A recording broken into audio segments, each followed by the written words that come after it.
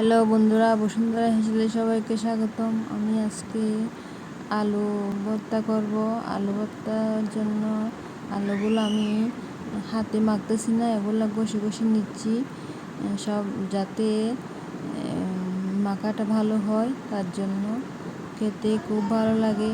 হ্যাঁ, আমার দেখেন কি সুন্দর হয়ে যাচ্ছে আলুগুলা, খুব দারুণ হচ্ছে। এগুলা গছতেও খুব আরামদায়ক, খুব তাড়াতাড়ি হয় এটা। আমার ঘষা হয়ে যাচ্ছে একের পর এক। এই তো আমার ঘষা হয়ে গেল। আমি এখন পেঁয়াজ আর লঙ্কাগুলো হাতে না মেখে এগুলো তেতো করে নিচ্ছি।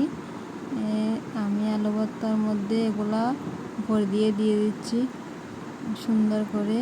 অন্যরকমভাবে আলু ভর্তাটা করতেছি, এগুলা হাতে করতে হয় না।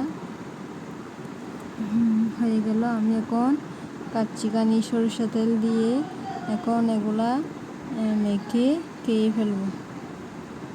দেখেন মাখতেছি, কি সুন্দর লাগতেছে। এগুলা খুব দারুণ, কালারটাও খুব সুন্দর হয়েছে।